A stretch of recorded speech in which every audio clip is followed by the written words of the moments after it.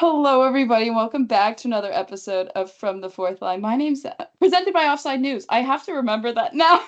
I constantly forget it. See, too much pressure was put on me for this one. I'm joined by my lovely co-host Marcie, as always, and for the first time, making her From the Fourth Line podcast debut. We wish we had a puck we could give you, because we make that joke every time. We'll take one up and we'll send it to Boston. It's okay, I have this one. It's okay. Yay! Oh, we have Aria here with us, who writes for Offside and is also a Leafs fan who lives in enemy territory. Yeah. Like you looking behind you as if like David Pasternak is gonna appear over your shoulder.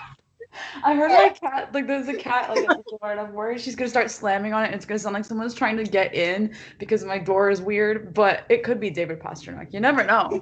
Or Brad Marchand, who knows? Get the rock drops out. Yeah. Well, it's our first show of 2025, and we invited Aria on the show because she watched the game that we have to talk about that neither of us could watch. I sure did.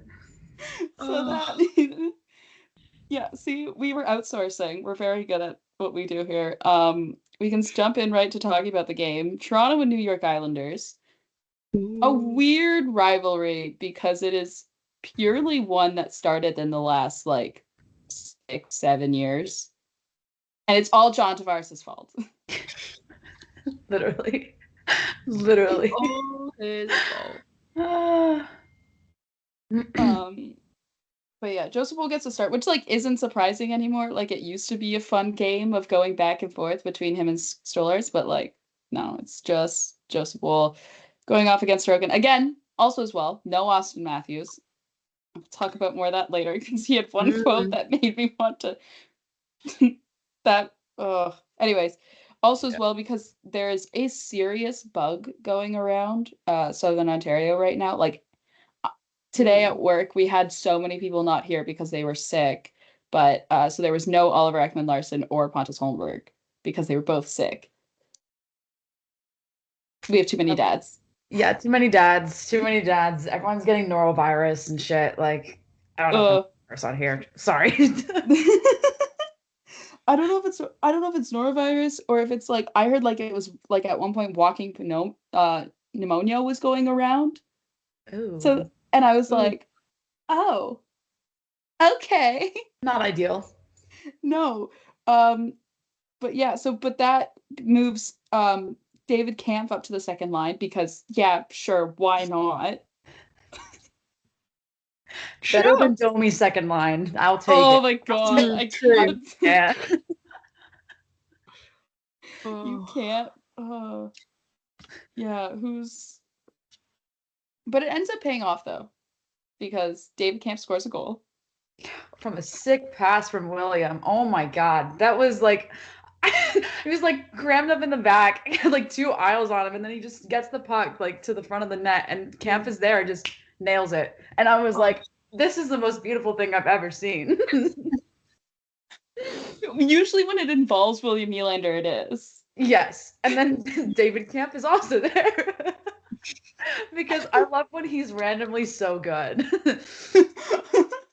Like, it's a David Kampf goal too. It's like they're always just like the most like they always are like highlight reel in a way. And 9 times out of 10 it's not because of something he did. He just stood there in the right spot with his stick on the ice. And that's why he got second line center. And that's why we're paying him $2.4 million a year. Oh my god, that was a good goal. Yeah, it was a great goal. And then at some point, Chris Tanev gets a puck to the face. I don't know at what point in the game this was. All I've just seen is the one clip of him spitting out something. Yeah, covered in blood.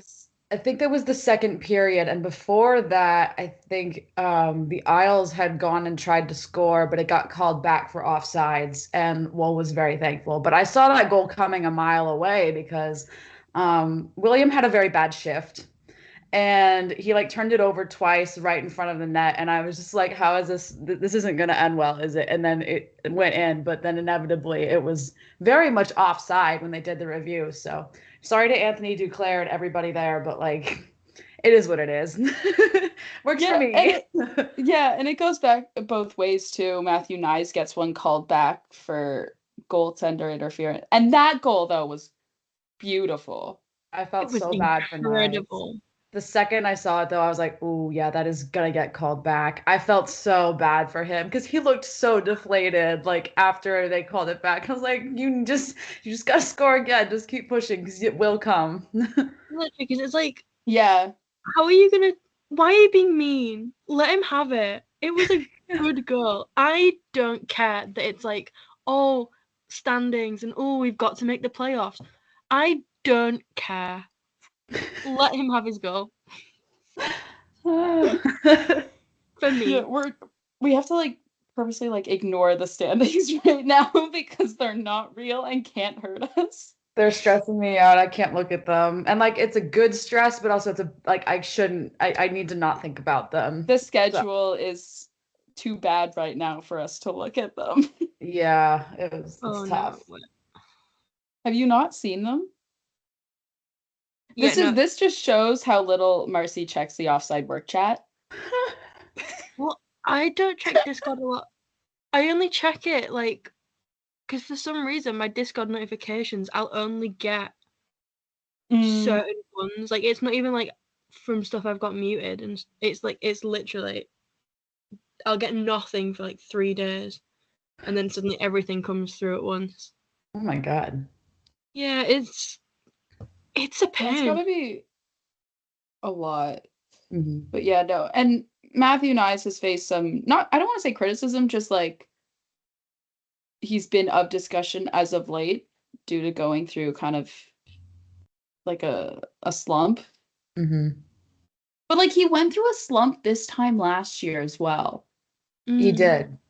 And the other thing too, I've been trying to like I've been watching him more, and I was really focusing in on like, can you get back to being the net front presence that like really the net front presence, like the Chris Kreider-esque, like the stuff I really like seeing from him, but he hasn't been able to get there as often from what I've been seeing at least. And I think that's what's really been affecting him. But also he did come back from like a head injury, so I'm also like willing to give him a lot more leeway on that kind of thing. Yeah, I think unconfirmed head injury. They never said it was a concussion, but I think like everyone watched that hit and could assume it was it was a concussion. Like absolutely. I love how they were like, well, we're not gonna say what it was, and it's like, but we all have eyes. Like, we all watched the hit. Exactly. I had to sit in my 8:30 a.m. hockey lecture and have my professor break down the hit and then the panel coverage of it at 8:30 in the morning. Ooh. That should not be a thing that happens. I would be so mad. Evil. I was like, what are we doing here? But, and because I think also as well as like we have to think like the last time we watched Matthew Nyes suffer a head injury, shout out to Sam Bennett. We never saw him play again like that season. It was in the playoffs, and then Leafs got eliminated. Oh, there's the Panthers. So yeah. But I just like I don't know. I think head injuries. I think people don't realize that those mess with a player more than you think they do. Mm-hmm. And I think some of that is because everyone watched Sidney Crosby play with like 3 at the same time. Yeah. Not to Canucks it up a little, but Brock Besser had that giant hit from Tanner Jeannot about the same time that Nyes went down with one, which terrible week to be me. And it took him a little while too after he came back, because his first game back was here in Boston, and I was like very excited about that because I was there. But he looked like he was. It took him a while to get back, and now he's got 6 goals in his last 4 games. So Yeah, it'll come back. It comes back. It just takes time. And yeah. like Brock's been in longer. It like he knows how it is. But Nyzie is also still a rookie, so you know. Yeah, rookie. He's what, 23? Oh, yeah. I think. Yeah. But yeah, no, the Canucks it up. That's why we have you on, is because we don't talk about the Western Conference enough, because like I can't stay up that late. And if you can't stay up that late, I'm not gonna stay up that late. I'm gonna be up that late tonight and then some. So we move. Yeah, no, I watched. It's fun though when like there's a game on, it's a Western Conference team, and it's like they're playing an Eastern Conference team, like, and it's a away game for the Western Conference. Like, I don't know, I was watching Kings and Devils last night. It's fun. It's so fun. Like, I never get to watch the Kings unless they're playing one of the teams that I have to watch. But now here I am sitting and watching my best friend Brent Clark. Exactly. Oh my gosh. Yeah, that's I love the Western Conference, and like, yeah, time zone things, but yeah, it's works for me in that sense. So there's like some I definitely can't watch, and there are even some nights where I shouldn't technically be watching the Leafs at 7 because that's too late. But you know, you do what you can. Yeah. Tonight they play at 7:30. But if we want to talk about goals that like are very much like highlight, is Steven Lorenz to put the Leafs up. That was so good. It was 16 seconds after the Isles had tied it up and the goal stood, unfortunately. And then like Lorenz comes in and just like absolutely brings everyone back. And I'm like, I didn't know we had depth scoring. It was like one of those things where I saw that notification, and it's like I like have been watching too much World Juniors right now, where I'm like, we could get depth scoring. That's a thing. Yup. Oh, it was so beautiful. He did such a good job with that one. I'm trying to remember who passed it up to him. Oh, it was Reeves. Reeves. It was Ryan Reeves. Ryan Reeves sent that puck up ice, and I was like, what? I didn't know he knew how to do that. Exactly. It's like it was one of those goals where like your fourth line just gets possessed by this, like, by the ghost of Austin Matthews, and you're like, what is this? This is amazing. I need this like playing on loop in my head forever. Because even Connor Dewar got an assist on that goal too. Deserved. So deserved. Huge day for us. There were multiple points in that game where I actually thought Dewar was going to get a goal, and I was getting very excited. But yeah, that fourth line was just buzzing. It was incredible. Yeah, and it's like that. It's a fourth line too, where it's like, big fan. Okay, I don't want to say big fan of Ryan Reeves. I have to be careful on how I word this because I've been very negative about Ryan Reeves on the podcast before. About a lot of aspects. Majority of them have to do with his contract, but I've been so much in like on the Connor Dewar trade long before he came to Toronto. Like, I was like so excited when he got traded, mostly because I spent the 5 minutes before that panicking of where he was going to end up, because all Elliot Friedman tweeted out was Dewar on the move, and I was like, but where?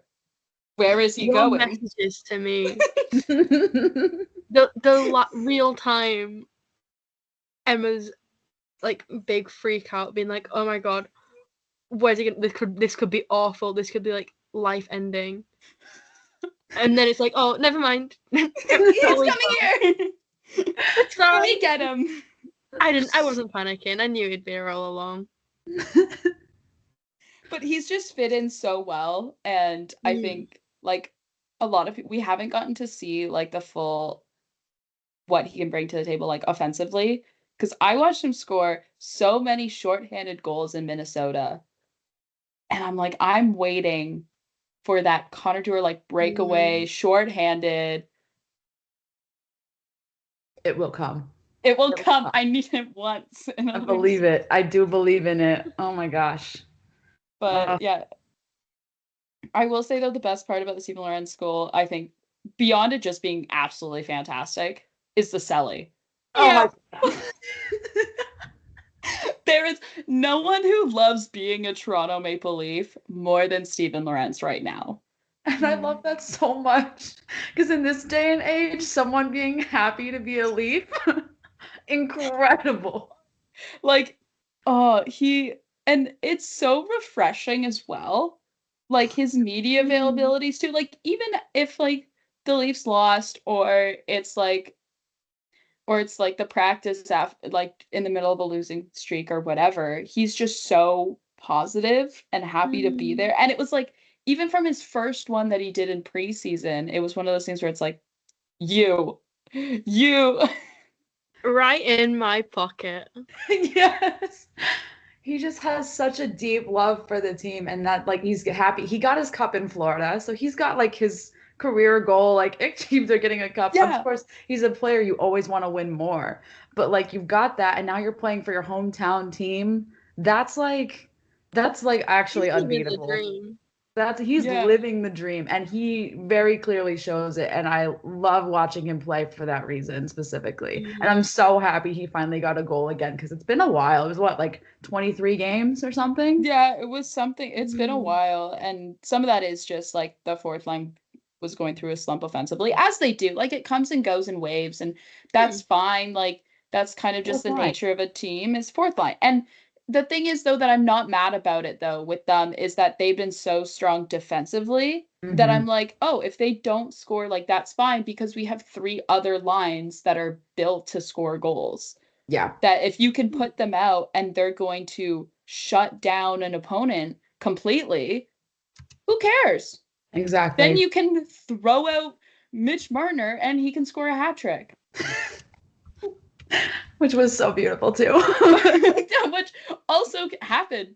Or you can like score, or you can like throw out that third line that like for some reason works. Yeah, it doesn't make any sense, but it works and it throws me every time. It's one of those ones where it's like I get like how that can work on paper, but also as well, it makes me upset because I'm like so adamant that Max Domi is not a solution as your third line center for this team. Like you cannot go into the playoffs with him as your third line center. I agree. Bar catastrophic injury. Mm-hmm. And then he keeps scoring every time I want to talk about it. And it pisses me off. Do you know how mad it made me? Where it's like I've spent so long, like consistently every week shitting on him, just been like, I don't like this man. And then the second I start like being more vocal about it, the man starts to score. The man learns. It lines up with the amulet. It lines up with the amulet. It's that pesky fucking amulet. I'm telling you right now. It's witchcraft. He also like what was it? He probably runs on spite. He can hear us all, and then just... no, yeah. It's the thing too where it's like I'm blocked by Ty Domi on Twitter. Which, by the way, I haven't actually looked to see if I'm blocked by either of them, and I'm honestly like I feel like I should, but I'm also scared for some reason. Yeah, I looked up they perceived me. That's not okay. Ty Domi, like I want to know which one it was, which tweet it was that made him block me because I do have a tweet.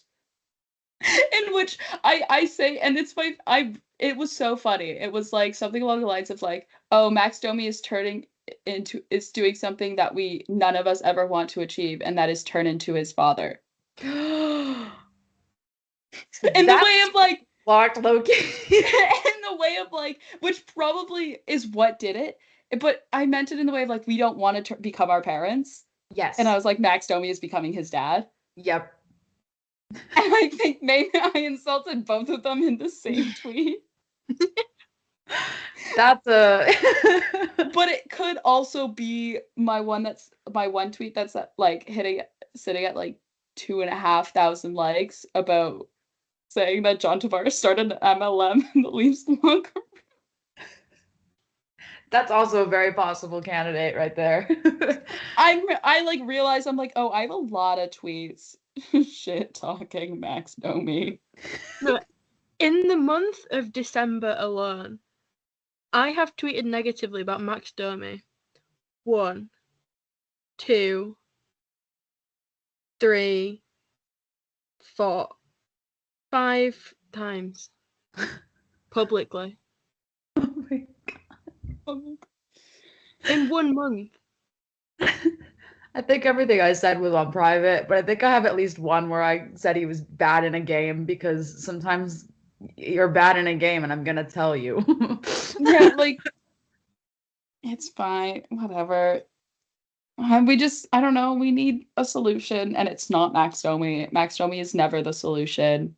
We need a No. more consistent third line center. I wish Elias Lindholm hadn't signed for like trillions of dollars in Boston. He was a great third line center. Oh, but yeah, what? If we finish off this game though, because it ends with John Tavares, the stupid empty net. I'm sorry, I just I have not. I took a screen the second that the draw was about to happen. I was like, I was in the middle of doing something for work too, because mind you, this game was going on while I was working from home, and so I was looking over at my phone, and then I saw the lineup, and I was like, oh, that's too good, and I like screenshotted it. I'm like, there's only one possible way this ends, and it was a John Tavares empty net goal. it's the only possible way to, and it was the point as well where it was like there was such nice passes to have it happen as well. Like it wasn't just like, oh, win the draw, like get the shot off. They had to like actually work for it, but did. still empty net goal, and then you cut to Patrick Wass.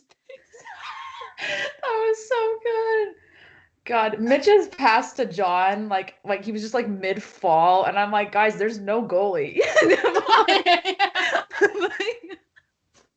What are we doing? I don't like. Okay, the thing is though as well is like there was what, a minute and a half left, and I was honestly shocked that Patrick Waugh didn't pull the goalie before that, because he's known for pulling the goalie with like 6 minutes left, like a psychopath.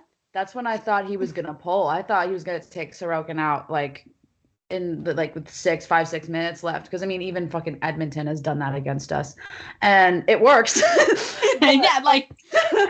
But like apparently this was the one game I guess he decided to just be like a real sicko and just be like, you know what, I'm gonna do a D zone draw with no goalie on a penalty kill.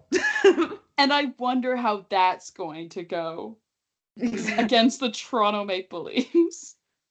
With your former captain on the opposing team, who is known taking the draw, who's known for his face-offs. Yeah. Like, and then it's just the cut to him on the bench, and he's like, oh, should not have done that. It's like immediate regret, just like, oh god, what have I done?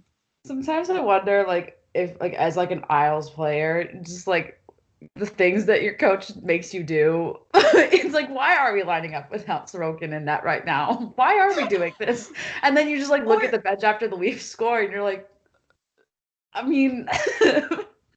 Sure. No, it's the fact too as well is that they like position themselves in a way where it like makes me believe that they've practiced this before, which is honestly more horrifying. It really banks on so much too, because I know that they were definitely like to their credit, they were banking on winning the face-off, because they did actually beat the Leafs in face-offs last night, like that game or whatever, just barely or whatever, something like that.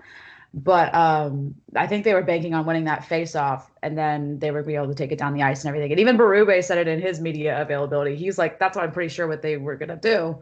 But then they lost the face-off, and then the whole plan falls apart because, well, you have an empty net and you're in the D zone.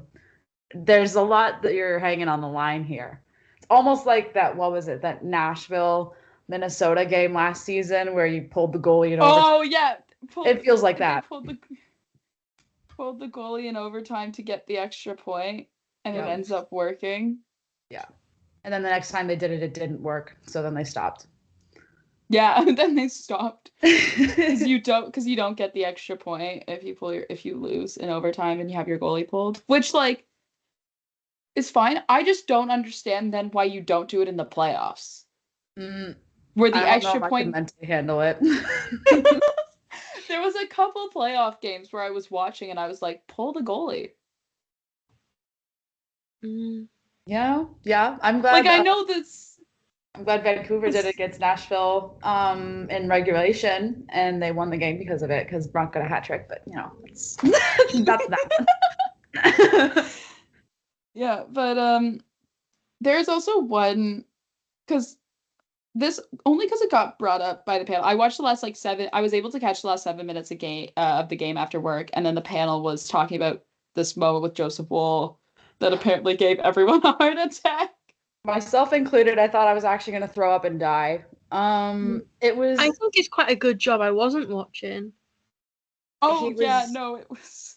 That would have killed me. Yeah, it was like halfway through the second period or so, and he goes down to make a save, and he gets up really slow, really slow, and I was like, huh? Getting And then nervous he thinking about it. gets up, and then he's up and everything, and I was like, please do not go to the bench. And even the play-by-play guys were like, this doesn't look good, and I'm like, can you shut up? And then he stays in the net, thankfully, but they showed clips of him later just shaking it off like it was his a leg or something. But I think he had Charlie horse or something. But yeah, I gotta pull up the clip. Yeah. Not the clip, the quote. Yeah. But yeah, because, it was scary. The quote has me I can't remember where I put it. It was definitely something where I sent it to Marcie and then I can't remember where it was. Definitely not a Mark Masters. It would have been David Alter. I think it was David Alter. Yeah. It's usually David Alter. Yeah. Love you, David. Or it's not. Maybe it's Terry actually. Oh yeah, it could have been. Or even what's his face? The one who writes for the Sun. Lance. Oh yeah, Lance. Yeah, I think it might have been him. It's like you can always tell though too, depending. No, it's not that. Okay, it doesn't matter. I'll look for it. I'll find it. But yeah, in the moment when he got up, he looked like he was putting a little weight on it, not he was being sensitive with it, and I was like, okay, and he got his water, but then he just went right back in and looked pretty damn good the rest of the game. So I was like, all right, I guess it was really just a fluke thing, and obviously I didn't see any tweets about it today, knock on wood, and he was right, and I will take him at his word. I trust the only news I trust about Woll is the stuff he says about himself. It was like he called it a mess or something. And I was like, why are we calling this a mess? What the hell? It was such a weird. Oh, was it commentary on it, or was it what Woll said himself? Oh, it was okay. It was so what the reason why I thought it was David Alter is because it's Evan Dorfler, who is the little not the former intern for the Hockey News, but now he got a real job, so I can't call him the Hockey News intern anymore. But it says, I'm totally fine. Woll said something. Sometimes quick plays like that mess something up, but it goes away. He has such a way with words. Oh no, it was Jesse Blake too. That's why as well. Yeah. I hate that sometimes it's Jesse Blake who I get quotes from. Yeah. I will say in the media availability, in the video, he's smiling and laughing when he talks about it. So of course. Because of course he is. And I'm like, you literally just gave me a heart attack at 2 p.m. in the afternoon. But okay. Yeah. Sometimes quick play like that, mess up was the direct quote, I believe, which what a way with words. He went to Boston College. Baby, did they make you take English classes? He was a business major. He doesn't need to take an English class. Oh, brother. I will things say you- that watching the media availability whilst absolutely like hammered, incredible experience. I just like 10 out of 10 would recommend. Just don't send things- voice notes to Emma. oh, I haven't even listened to those yet. I was out Please when you sent them Don't. to me. I've not listened to them either, and I don't think I want to. Well, here's what we can do right now. Oh my god. Exposing Not Marcie with your on the parents listening. In that tank top that is like like that thing's falling apart. You saw me though. This shirt is like what? Like way too old. The print's like all crinkly and shit, but whatever. but like I don't know. Like it was a thing that's just this season we just started seeing it and I was like, how long have you been wearing this? And like, why is this your thing now? It's his little emotional support. Sure. Emotional support tank top. Willie's rubbing off on him. He's showing more skin. A win. A win for Wilmington. Yeah, The win for the podcast. but yeah. Leafs next game is tonight against the New York Islanders. Is it on or in Long Island? I feel like I'd say on Long Island. I think it's on. I think so. I think This it's is where we on. have to get Avery in here to answer this. I think Long Island should sink into the ocean, but you know.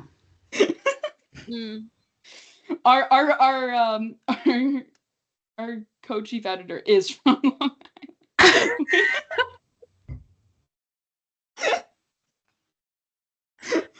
Oh God! Don't worry, what a we can't place get that fired. They don't pay us.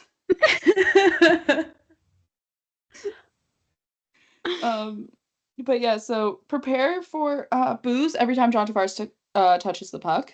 How many years has it been? He signed a 7-year contract, so it's been 6 full seasons. Oh my God, guys. Like, it was fine for the first one, but after a while, don't you get, like, sick of it? Like, it never grew up kind of thing. Peaked in high school. That's very much what the Isles give. They had those cups in the 80s, and the whole fan base is like that, and they haven't had anything since, so they're all very much like that. Yeah. Yeah. It just... but... And then we played Boston on Saturday. Because, yeah, sure, why not? They could have at least done it here so I could go, but you know, whatever. I can't even go to the one when they're actually back here, but you know. All right, it's fine. It's fine. I don't need joy. Emotional torment. Well, I mean, on a bright note, the last time this season we did play Boston in Toronto, we shut them out 4-0. True. So there is a great God game. and there is a chance. I'll say that. And I'm going to assume Joseph Wool is going to start in net again. And like is it bad that like yes, okay, we have to think about like not overplaying him and not overworking him, but also like can we also trust that he can fill a starting role? That's my thing. Like, I understand people getting concerned, like, oh God, he's going to start 4 games in a row. I'm like, that's a normal starter's load. If he's going to be the starter, he's going to do it. Yeah, like it's like you guys want him to be a starting goaltender in Toronto. Like you have to be able to expect him to carry the starter's load for at least stretches in the season. I know like having Stolarz out right now is like not great. Mm-hmm. But also, like, it's not like he's, like, full Jake Ottinger and playing, like, 8-9 games in a row. Someone free him. Like, Yeah, or like Sam Montembeau. Someone check in on him too. Like, oh my God. Those like if we want to talk about overworking your starting goaltender, and you can then see the negative effects that it has too. Especially, Jake Ottinger went through a rough stretch, including that game against Toronto. But like, like he's fine. Yeah, he is. He literally all summer, like when we got back to preseason, he was talking about, look, I literally redid my whole regimen to make it so I can handle a greater load this year. Yeah. And I think people just need to trust him because first off, you have no other option. And Yeah. secondly, like if you signed him to a 3-year contract, you should let him take on the starting role because that's clearly what that contract is indicating. So, Yeah. like, It's the contract that like you were expecting him to then sign a starter's long-term contract after it expires. I'm not going to say 8 because like I think 8 years for a goalie is insane. I'm sorry. Can we stop doing that? Also then with giving them full no move clauses. I mean, unless you're Igor. For Igor, I Igor's get it. hurt right now. Who did get hurt, which doesn't happen like ever. But that also No. just goes to show how bad the luck is for the Rangers. So Yeah, now they've got like 38. I don't know how old Jonathan Quick is, but I know he's older, and now that he's going to be the starter. I think Jonathan Quick is hold on. I think he's 39. Oh my God, guys. No, he's 38. He turns 39 in like 3 weeks. I'm scared. I might bench him tonight just because I really don't trust the Rangers. No, I have in one of our fantasy leagues that Marcie and I are in. I have 4 goalies. 3 of them are hurt right now. The one who's healthy is Thatcher Demko. Who's been doing very good, by the way. It's just the team in front of him is falling apart. Well, the team in front of him is currently a Bravo reality TV show right now. Vancouver media.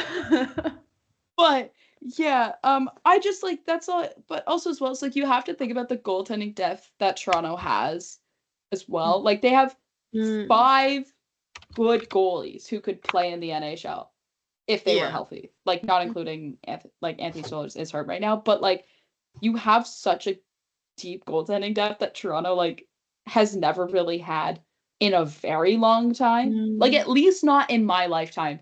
And it was something that we talked about earlier in the season when both of the goalies were healthy, but like having a tandem like this that is that good. And then when one of them gets hurt, like you still are not totally screwed.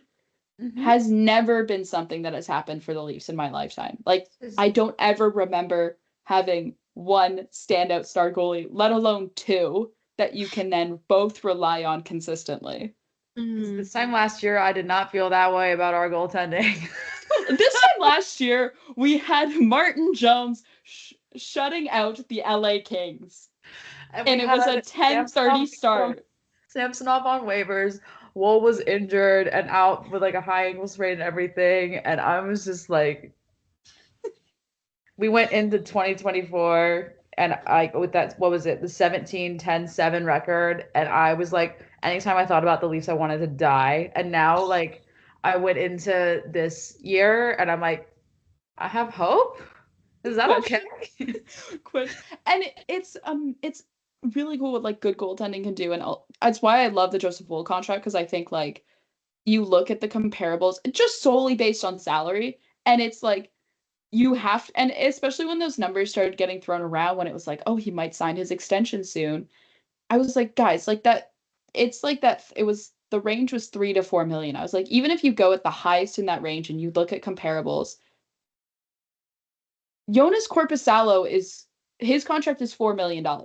You just have to be better than Korpisalo, which he's not terrible this year, apparently.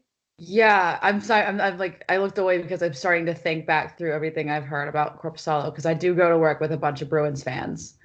Yeah, like Korpisalo got a shutout before Swayman. So, Yeah. Some of that is Swayman did not have a training camp at all. yeah, which does not help him. But No. Korpisalo has actually surprisingly been pretty good for Boston, which is wild. Yeah. Good for Wool because he's lining right up. Yeah. And I just, yeah, it's great. It's going to be fantastic. We're going to have such great goaltending in the future for the Leafs. And I'm so excited. We've never had this. It's been great. Like, this is so nice. I But yeah, no. may or may not be booking a trip to Toronto in June at a certain point in time, but we will not discuss that. That is cool.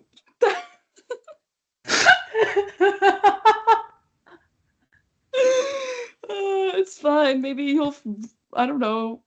Joseph Wolt's a super Pilates. I'm thinking about Joseph Wolt's like super Pilates that he like talked about. I was like, he's like, it's like Pilates on steroids. I was like, okay. Pilates is already crazy. How do you make it crazy? That's my thing. He said that. I was like, I'm scared of you. I'm already scared of the people who do Pilates. Mm. Like, what do you mean you do Pilates on steroids? Yeah. Low-key, I was considering doing Pilates this year. We'll see what happens. Watch this face. Watch this thing. See, I'm just working up the nerve to take a spin class, let alone Pilates. Oh man.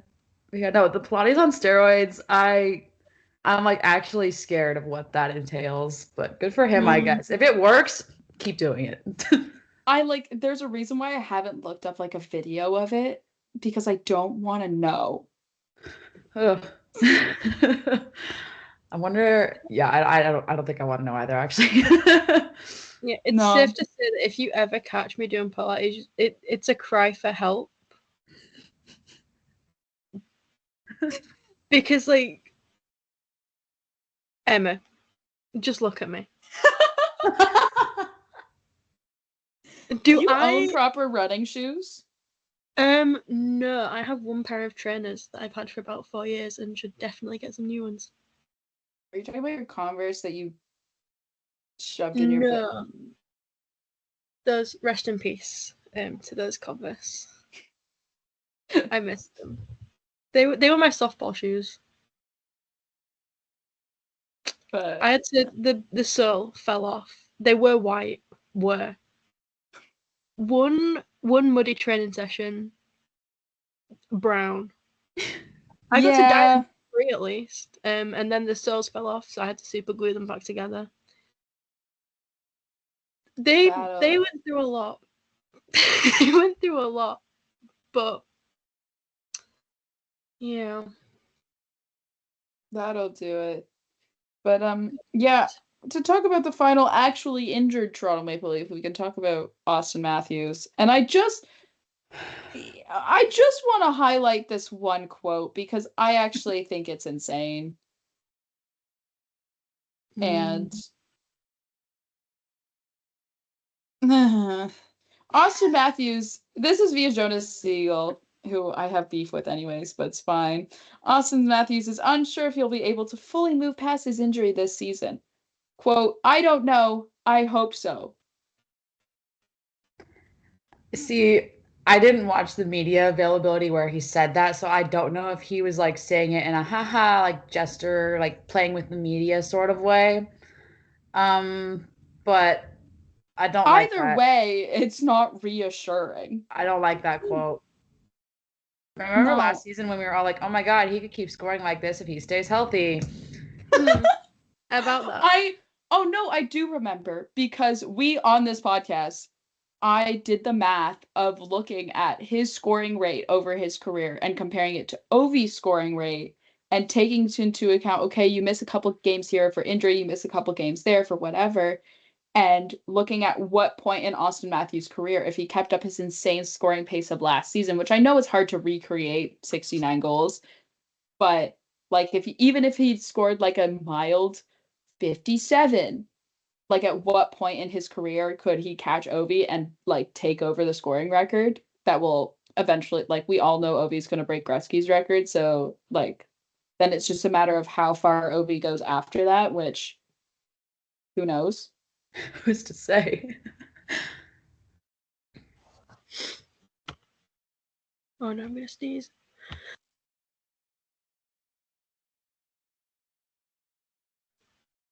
But Sneeze successful. Bless you.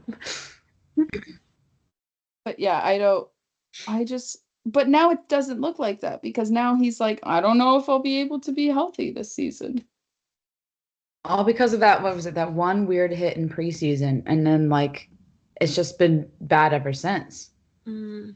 He's not And been so 100% at all. And like, I mean, I'm glad no. he is able to play on without him, but also like there are games where you need him. Like you Yeah. need him. There's been so many moments in this season so far even where you're like, "Oh, remember when like we would just have like an Austin Matthews hat trick and make all Yeah. our problems go away?" Yeah. Yeah. Like the 5-2 loss to Washington. That's a game you needed Austin. Mm. Yeah. Because Yeah. William, I don't know what happened, but I think right catching goalies break his brain a little bit. Because I don't think he expects the glove there, and then it happens. And I feel like he's not the only player that deals with it, but I noticed it specifically with him because it happened the last time we played Washington too. Yeah. It just like it's and it's one of those things too with Austin Matthews where I'm like, I'm fully expecting and prepared for like end of league season, you know, Brad Treliving comes, does his little locker clean out, and like in the same way we learned about Connor Dewere's shoulder surgery, not knowing that anything was wrong, that he was just what was it, like a torn labrum for like a couple months, like, Mm-hmm.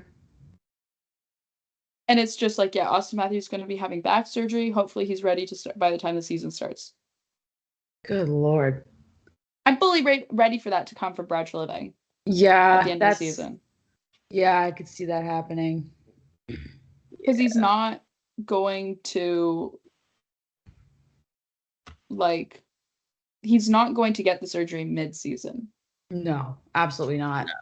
It would also jeopardize the playoffs if he did that. Like, Yeah. he's never gonna do that. I No. know people are talking about like, oh, he should sit 4 nations. I'm like, first off, I understand that. I mean, secondly, as an American, that upsets me. And thirdly,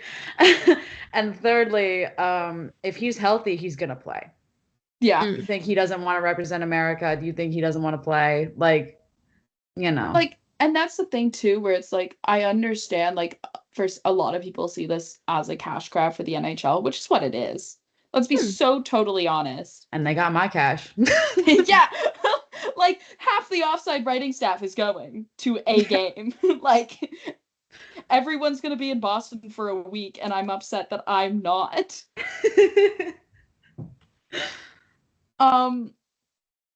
But yeah, like, and I just think like if there's always gonna be it's always a different thing. And I know like if it was an all-star game, he'd sit out. But that's because it's an all-star game. And no one gives a crap. Like Ovi stopped going about 4 or 5 years ago. And they said like spat in the face of it last season, and it was Yeah. hilarious. And like now Washington sends Tom Wilson every year, which look, I was putting in so many votes for Dylan Strome. Justice for Dylan Strome, only for 5 Canucks to go, plus 6 because they got Elias Lindholm right before the All-Star game started. Oops, all Canucks. Oops. And then they all put them on a team together. Except for Elias, because he got stuck with Nathan McKinnon. Because Tate McRae was like, he was from Calgary, I want him. She's so relatable for that though too. Like that's the thing. But no, and then you have what? There's 4 Leafs, and it's like you put it. Oh my God. That All-Star game was just like such a trip though too, because like Michael Bublé was on drugs allegedly. Fever dream. Will Arnett walked out wearing a Leafs hat to go stand by Connor McDavid and Leon Draisaitl. My goat. Like Jim Montgomery was putting on Justin Bieber's coat. I forgot Jim Montgomery was there. I also forgot Rick Tocchet was the other one. It was the Battle of the Balls. Bald.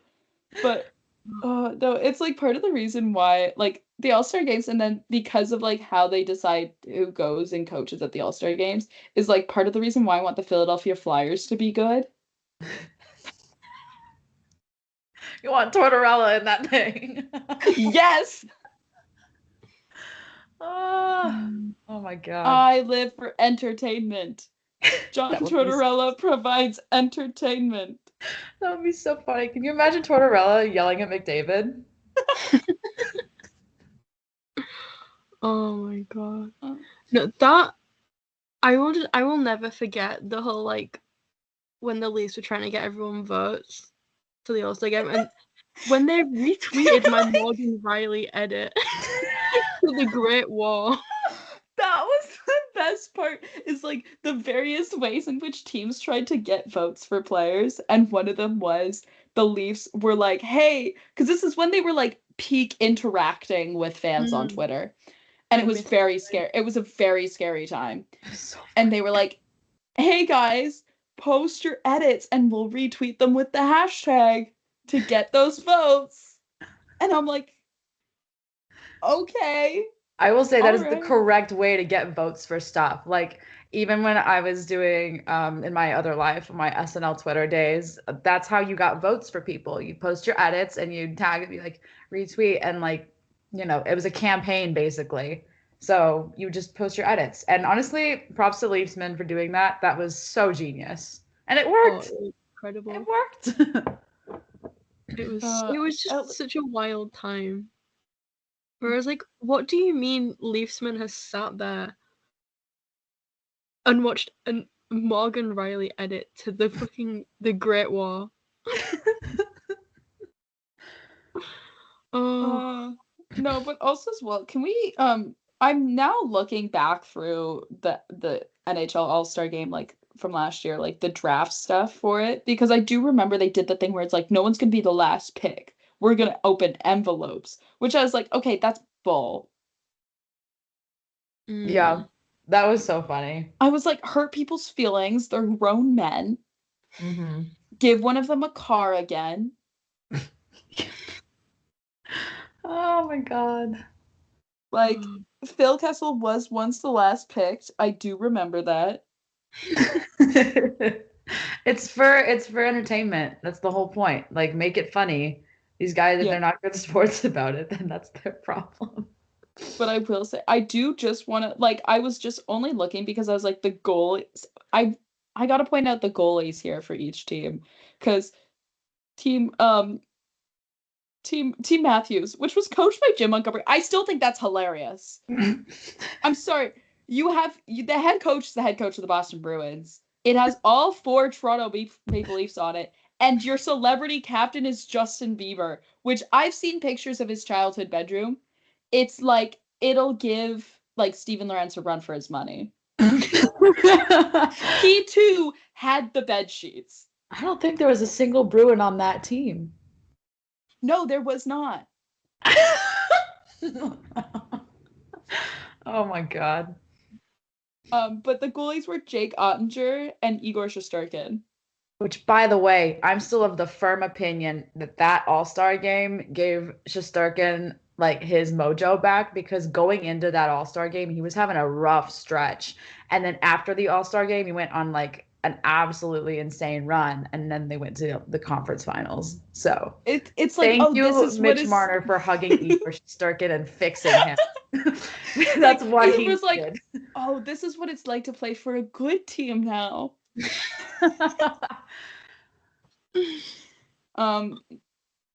But yeah, also then Team McDavid, they needed to give these guys names. Anyways, had Sergei Bobrovsky and Connor Hellebuck, which yeah, okay. That's OP'd. But you also like even you have David Pastrnak, like, okay, sure, this team is unfair. Oh, actually no, I do remember why Robert Thomas was selected so high. He's good, but also I think he's like childhood friends with Connor McDavid because the OHL is a cult. Oh, yes. Yeah. And then Team McKinnon, which had Alexander Gorgiev and Jeremy Swayman, which like one of these goaltenders signed an 8-year contract this season. One of them was traded to the San Jose Sharks. Oh my God, how the mighty fall. And then on Team Hughes, which also like justice for having to share, like to be like, well, we can't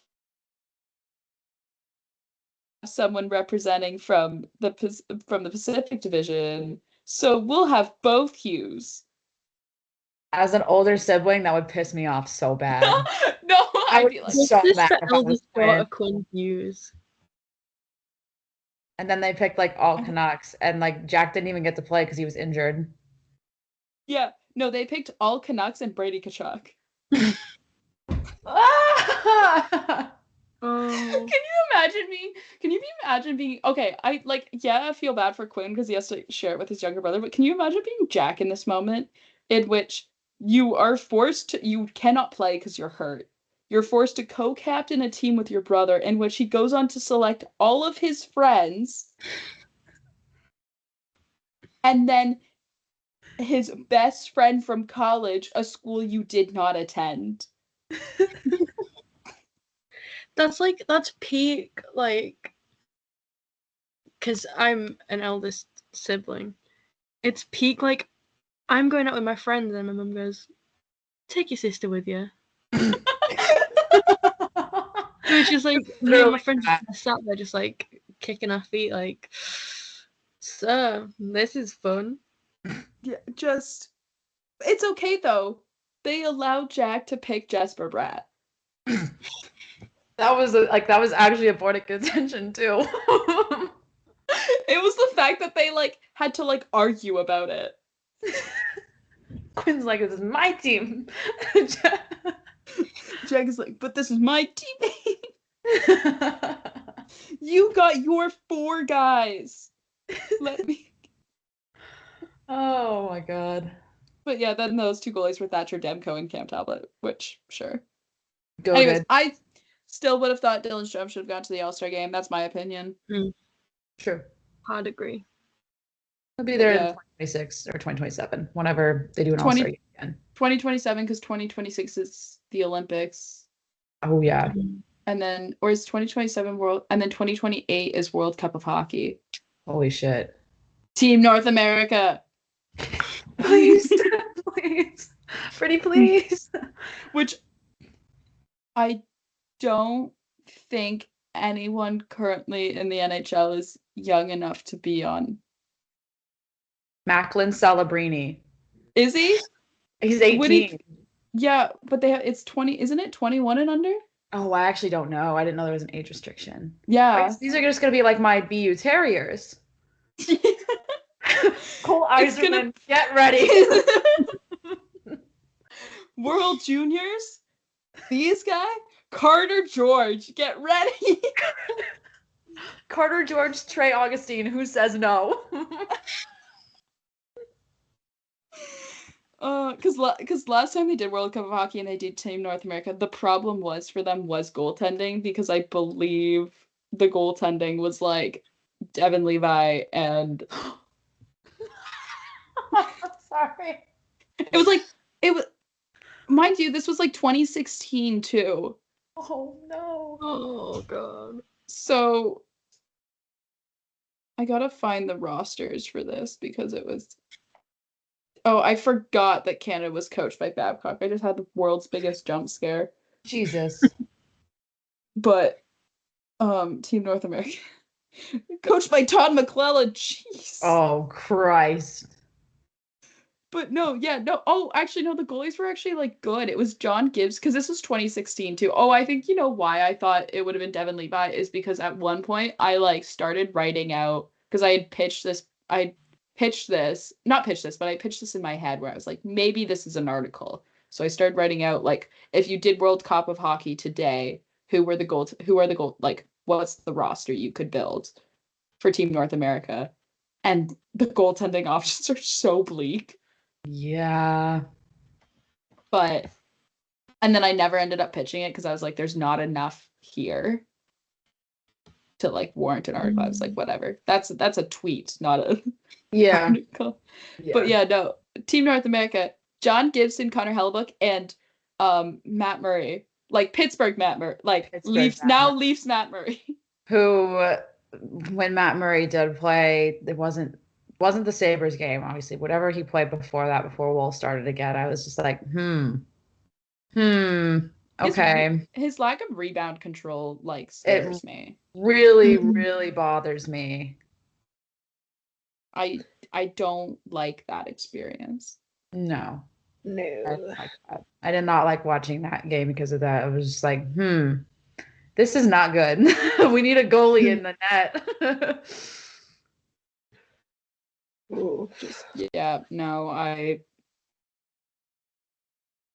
even looking at some of these names that are on this like on Team North America, it's like these are all like veterans now. I'm sorry, like Mark Scheifele was 23. I think it's 23 and under, I think, or something was the age. I can't remember fully, but like Dang, yeah. Matthew Nye's on Team North America. He's too old. He's too old now. No. Sorry, even just looking at like team. Anyways, we'll have to eventually at some time like look back on World Cup of Hockey rosters because like some of them are like kind of insane. Where it's like, okay, yeah, Jay Bouwmeester. I actually do remember him. But yeah, because he was on Team Canada, like he played on Team Canada at the Olympics in 2014. But anyway, yeah, just Wow. But yeah, moving on. Yeah, Leafs play tonight, then they play Saturday, and then they don't play again until Monday against the Flyers. Yeah. Which is the Flyers are one of those teams though that the Leafs play that I'm like, I actually don't know if this will be a win or a loss. It's always a toss-up. You never know. That team is so chaotic. It's just like I don't even think Flyers fans know. From what I can tell in their tweets, they sure don't know. Like they never can tell. No. It's chaos, but we'll shift gears a little bit. I have a couple of things we could talk about. We could talk about Vancouver Canucks or we could talk about the PWHL. Well, which one would you like to talk about first? I'd like to address the Vancouver Canucks. Address. First off, that loss the other night on New Year's Eve actually took like years off my life, and I'm used to watching the Leafs blow 4-1 leads. I'm not used to watching the Canucks blow a 4-1 lead against Seattle. They played Seattle again. Are they done playing Seattle for the season? I don't actually know. I need to double check. I think this is the third. This will be the second time tonight or the third time. I don't really know. But I think they have one more after this, at least. Because every time I look, the Vancouver Canucks are playing Seattle. And honestly, I wish that they, like, in a normal season, I'd be like, okay, good, they can keep playing Seattle because we win. But, like, not that night. So I don't know what's going to happen. But I know everyone is talking about Petey and Miller so much. But, like, I think everyone's blowing it up into something it isn't because it's a Canadian team and it's a Canadian market that is very vocal and very loud. And Nick, I don't know how to say his last name. Nick Kypreos. I can't. There's no fucking way that the two guys you have signed long term recently, mind you, they like Petey signed his contract last season to stay for 8 years. Like those are your two guys that are going to stick around. Yet you don't have to get along with all of your coworkers. And and also, why are we asking Bo Horvat now?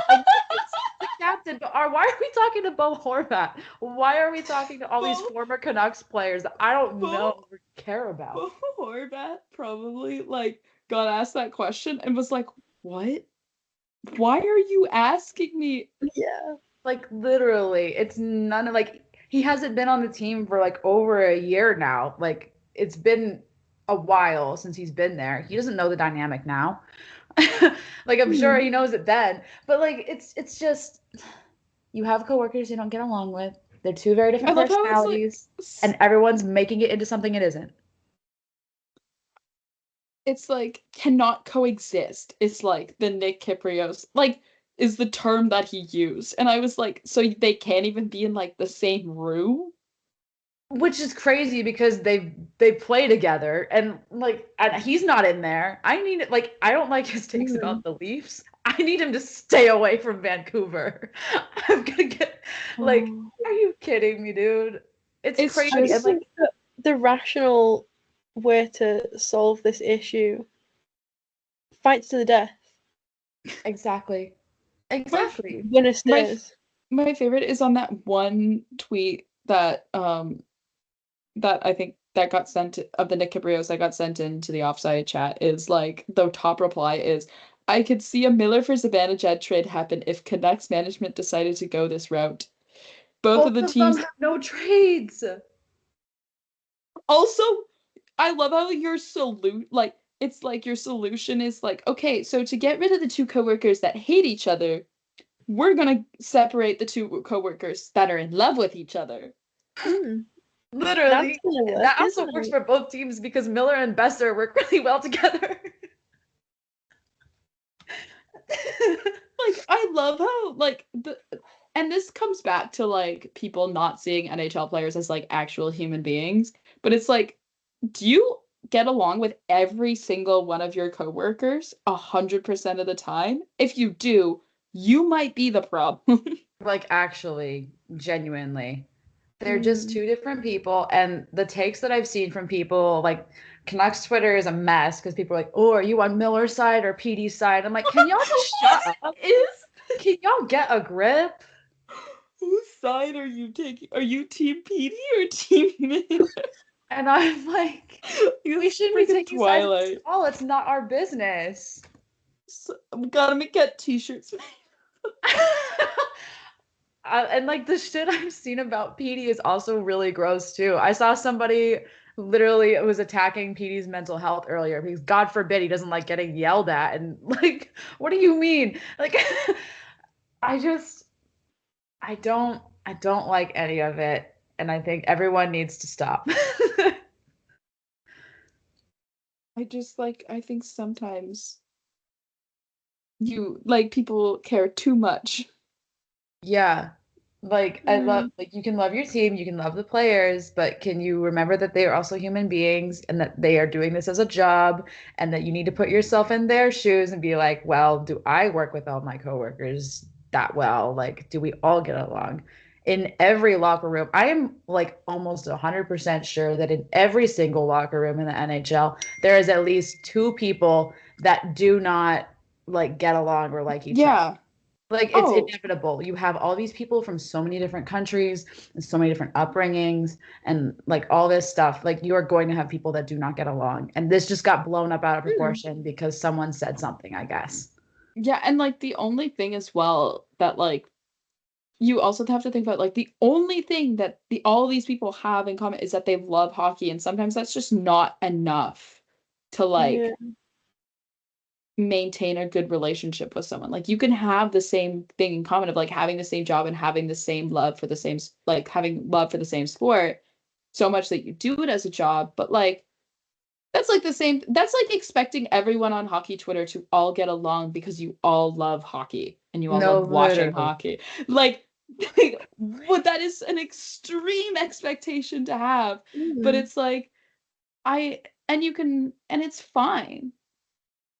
Like I'm sure it just means that like sometimes team parties get a little bit awkward if they're the first two to arrive.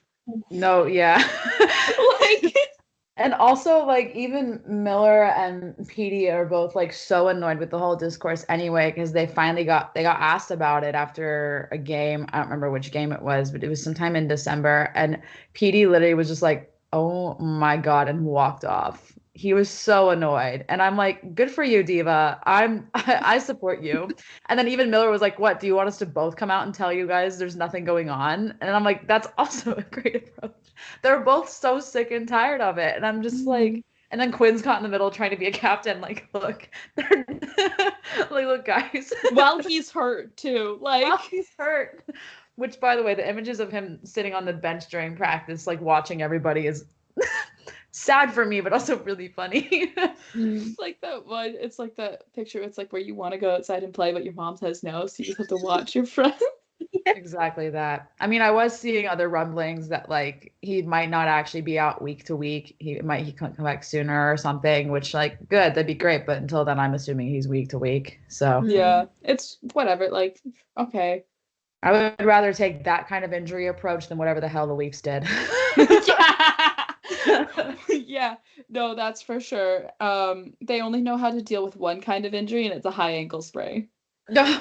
Can we please ban the phrase high ankle sprain, because that's twice now. My ankle is hurting just hearing the words. It was My ankle is like having flashbacks. when Marcie sprained her ankle. Still an all-time moment on this show is that episode, that first episode back.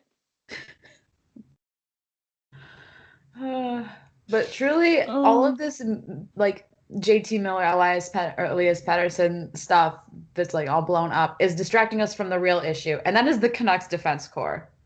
The only people that are like were consistently really, really helping down there were Philip Hronik and Quinn Hughes, who are both injured.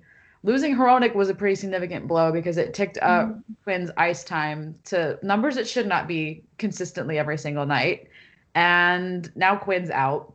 And so now you have Tyler Myers in a dream. So they honestly could have really used Zadorov if he had stayed, if like he would have been serviceable on like a lower number than what Boston signed him for. But at the same time, I'm seeing him not being able to stay out of the box. I feel like that might be a system issue though with Boston because he fit really well in the Canucks system. So I don't know. I miss having decent defense in the Canucks. At least we have good forwards. Oh yeah. We'll see. I don't know. We never talk about Western Conference enough, so it's always nice when we can have someone on the show who actually follows a team. And we can talk about it and we can like, yeah, we know what's going on. Yeah. They're like just out of a wild card spot after losing to Calgary. And Calgary's in a wild card spot. Which like sure. Like sure, yeah, whatever. I'm not really holding like, too much weight in it because I think they can still definitely get into the playoffs. Yeah, it's why I don't hold too much weight in the Ottawa Senators being in a playoff spot because like can we shut up about it though? Like stop. Because another Metro team could swoop in and step in now, or like the Penguin. Oh, even the Montreal Canadiens are on like a crazy run right now. They're scaring me. Can they stop? I was like, that's a bit too much success for my liking. Can we go back down a little bit? Like, love this rebuild is working out for you. Can we have it like work a little bit less? Yeah, can we like wait like a year or two more? Like I don't need to deal with this yet. I don't need to like relive 2021 again. Exactly. The other thing too, like I was trying to think to myself, I'm like, is there a single playoffs matchup in round 1 for the Leafs that I would actually be okay with? And the answer seems to be no. I wish we could just skip it. Yeah. If we win the division, can we just skip and go to the second round? Can we do a bye week? When it's Ottawa, and I think it's Ottawa right now. That actually, I saw that. I was like, no. First of all, no.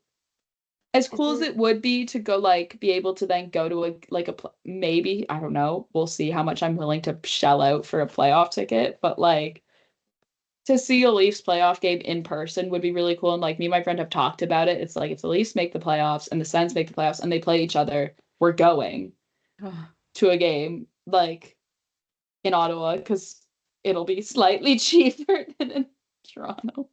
Terrifying. But yeah, speaking of Ottawa and Toronto, we can totally switch gears and go to PWHL and talk about trade that happened between the Charge and the Scepters, where Ottawa trades Haley Skamura and Savannah Harmon for Victoria Bach and Jocelyn Larocque at 10 p.m. Eastern this time. This trade was announced. Because, yeah, sure, why not? Nasty work. Evil. 10 p.m. Eastern. When the two teams like play each other the next day as well. I have no words, truly. That whole trade still, I kind of still have no words for that. It was a wild time to be like, it was a whole thing where just like offside work chat. What a time to be there. We were all like, what's going on? Why are we doing this? I mean, like, my thing with it is it's a very even trade. Like, in terms of contract length, in terms of each team is getting a forward and a defenseman, but like, I don't know, like, and I think I don't want to say it's too early to tell, and I think a lot of people were like, oh, but Larocque is so old. I'm like, yeah, but it's also like women's hockey and like age is a construct that we created in sports to like push out older players. Mm-hmm. Like, I think it could end up working out for both teams.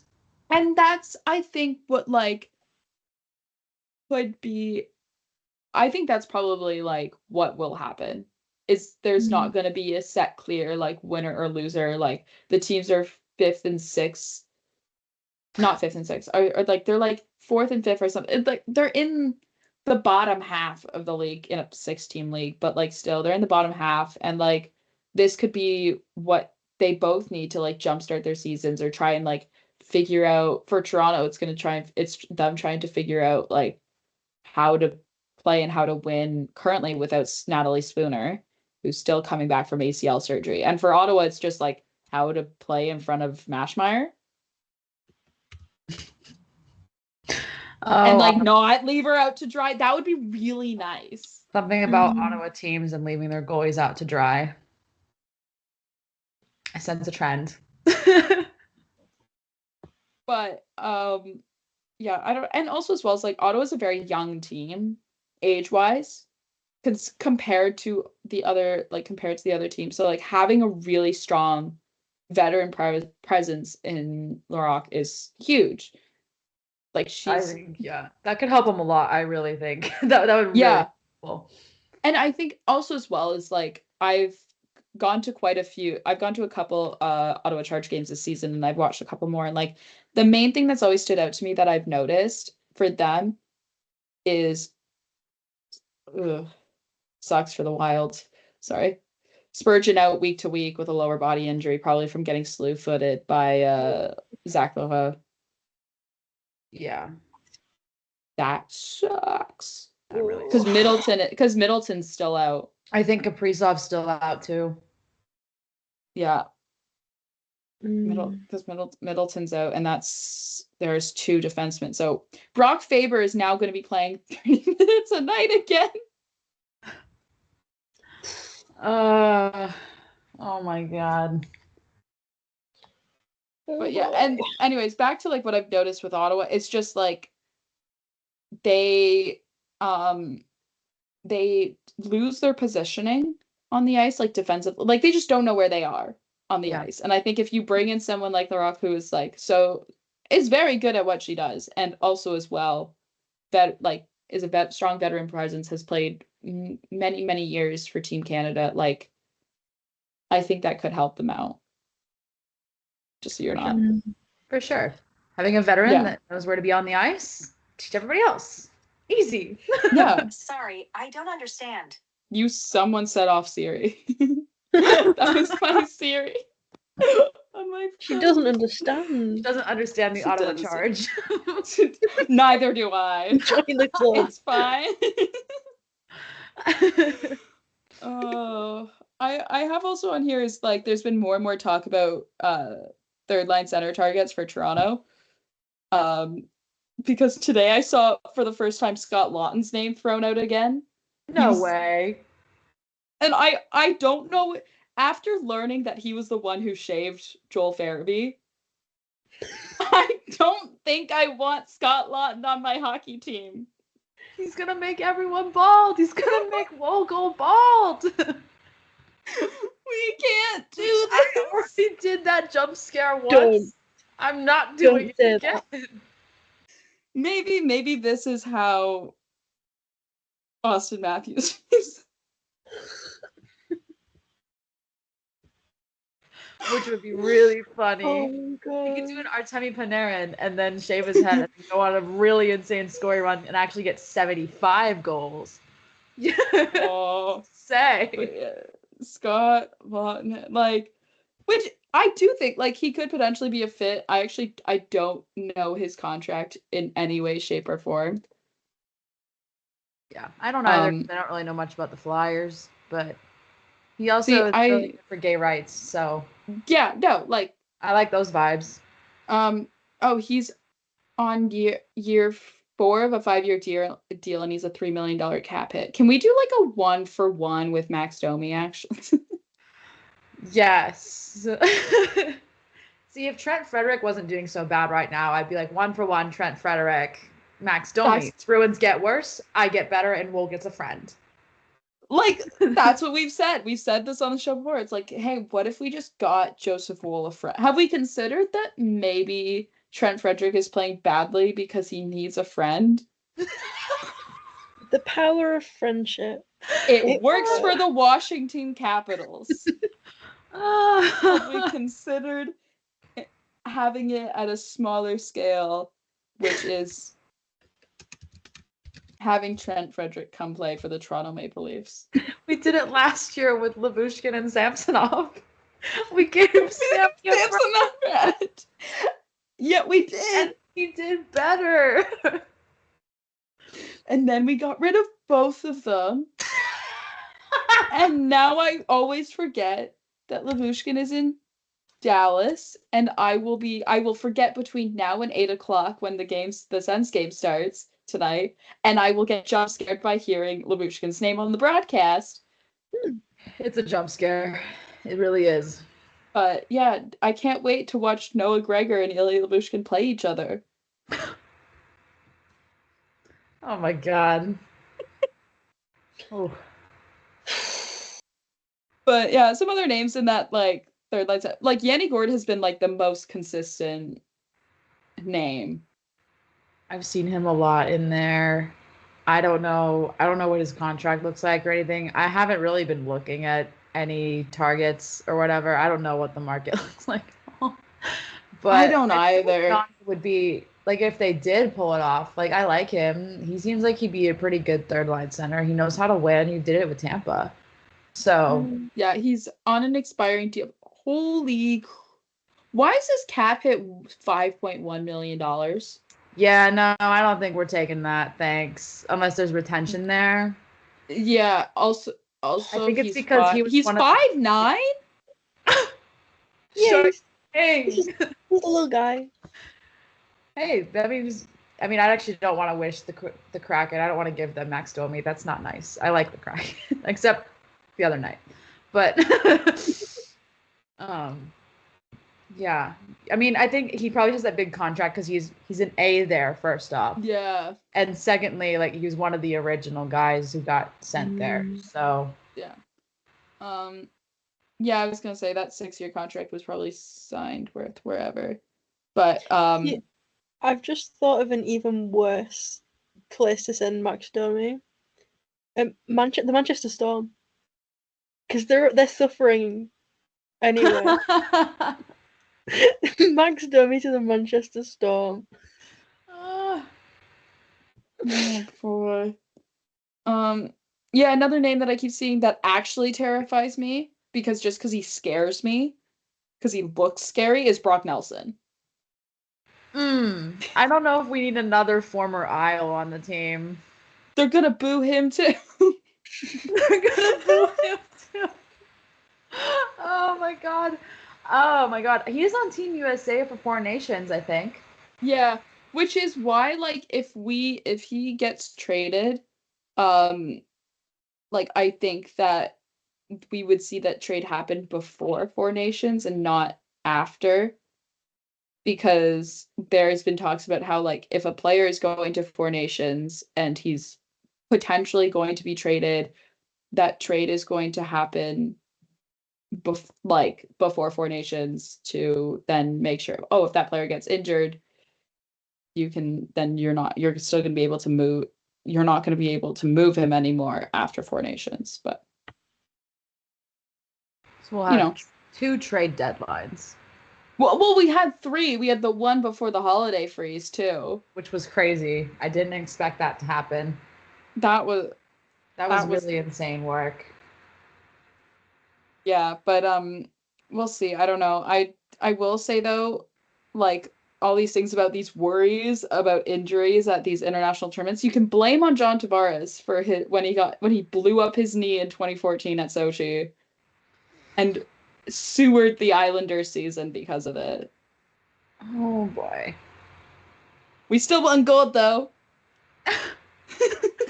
It just took John Tavares' whole knee. Jesus Christ. That's what Sidney Crosby's for. I mean, I know everyone like rags on the international tournaments, and I understand why, because of all the injury stuff, but also like international best on best hockey is so exciting, and that's what I live for. I love international competition, and I love being an annoying American when it happens, because otherwise you will not catch me praising this country. Until it's USA hockey, do or die. Yeah, and then it's USA hockey is do or die. Cult, which if we want to talk about cults, yeah, USA hockey. I love my Colts.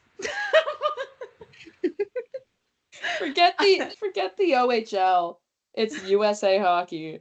They have a chant. My university was a cult with sports. It's just, it runs in our veins. We're gonna get culty with it. We're gonna have a little chant, and it's gonna be fun.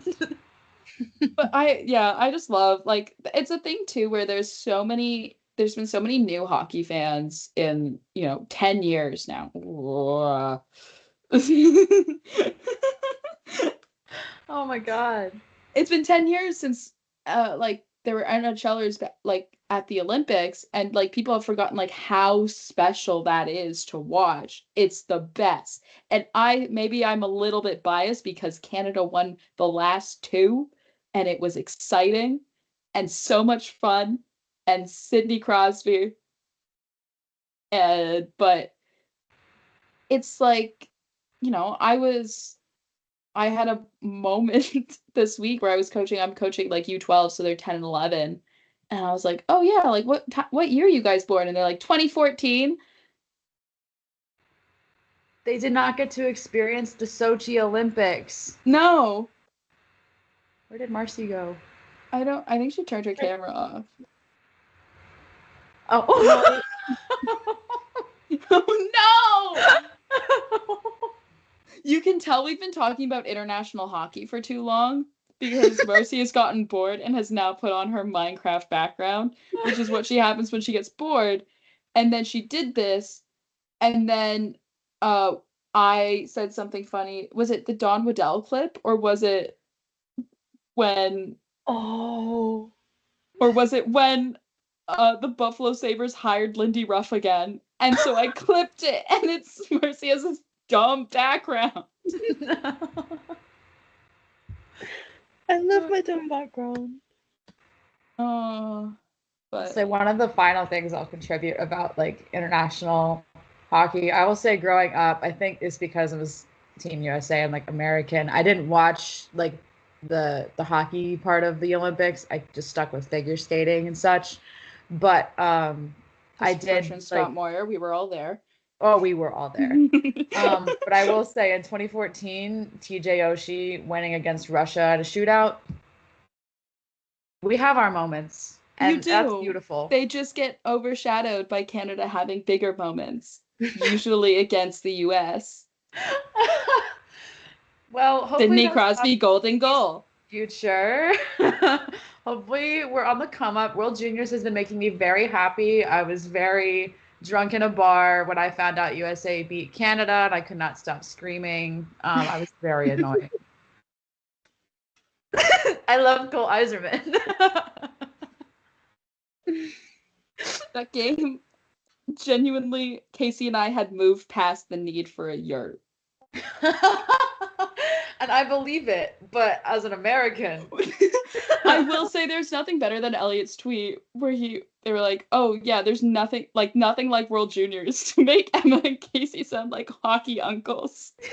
No, like actually when I was scrolling back through, I was like, who are these people? I was like, what is going on? We take it so seriously. I do think, yeah. I'm just happy to see my prospects succeed, especially the guys that I pay $30 almost every weekend to go watch lose. It's really good to see them winning on an international stage. After they signed my jersey, and we were like, good luck at World Juniors, and Cole Iserman was like, thanks. And then now he's here. Meanwhile, I said that to Team Canada when I went to go see them, watch them take their team picture in front of the Parliament buildings in Ottawa, and they said thank you. And this is what I get. This. Oh, this. man. They embarrass me. Oh, man. Well, I think. Oh, that was a crazy thought, actually. I was just like, oh, what if Macklin Celebrity's on Team Canada for the Olympics? And I'm like, I think he still has some growing to do. But it was a fun idea. They didn't take Sidney Crosby to Torino, so. Ah, okay. It's going to be a bit. That's okay. That's fine. And that was Sidney Crosby, Wonder Kid. But I don't know. We'll see. There's more Olympics to be held. Mm-hmm. 2030 is that Salt Lake already? I think that's Salt Lake. I wonder if it is. If it is, I'm making sure. No, is it 2030? That might be 2034.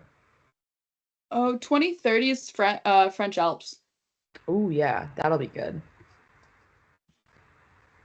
Yeah, the skiing for that one's gonna be so good. Insane. So I care about way more about the Winter Olympics than I do the Summer Olympics, and that's just because it's got hockey and it's got alpine skiing. I'm set. Canada does so well. I love them both so much because there's always an event that Team USA will dominate in. There's always something for us to do, and it makes me happy. The gymnastics. Yeah. And we're historically very strong in swimming too, so that makes me happy. Yeah. And then we've been pretty competitive figure skating, and it's just fun. I have fun. It's fun. I love the Olympics. Yep. But I think we're out of time. We've been yapping for a while. We've had a good yap. We had a good yap. But with that being said, where can the people find you besides Offside? Because so I'm always on Twitter. At Twitter user Gravity Wave. But there's a 1 for the I instead of it being so I'll put it. It'll go in the show notes. Yes. So that is me. I just yap over there. You might catch me. I'm not gonna dox my place of work. What am I doing? But I do write weather forecasts, so that's cool. So that's what I'm doing tonight at 2 a.m. We got snow today, so I've just been getting constant snow squall updates. It's just been the snow squall warning has been extended too on my phone all day, and I'm like, yeah. People write these. We sure do, and we also automate them. Yeah, but yeah, no. So yeah, that'll be in the show notes. And now I get to fumble my way through an outro that I don't think I've ever said the same way twice. We are presented by Offside News. You can follow Offside News on all social platforms at Offside News Co. Or also find all of the lovely articles, including so many World Juniors recaps that went up today. There was like 4 of them. I just saw the editing notes on Canada's that I wrote today, mostly on my lunch break using my phone. So you can find those at offsidenewsco.com. You can follow the show on wherever you get your podcasts. You can also find the show wherever you get your podcasts, and also follow the show on Twitter at From the Fourth Line. That's fourth, the number 4, TH. And Marcie and I are hilarious on Twitter. We're all 3 of us are funny on Twitter. And you can find us, Truly. Marcie and I, there. Marcie's there at 60 Leafs. I'm there at PairB1. Thank you guys so much for listening. We'll be back on Monday. Thank you, Aria, for joining us. It was a pleasure. Thank you for having me, guys. It was So fun. much. It was so much fun. We love having people on. It's like inviting people into your house. Yeah. And they're like, look it, this is how we live. See? So casual, so laid back. We talk about the Leafs all the time. With that being said, as always, as we end every show, go Leafs go. Go Leafs, go. Go.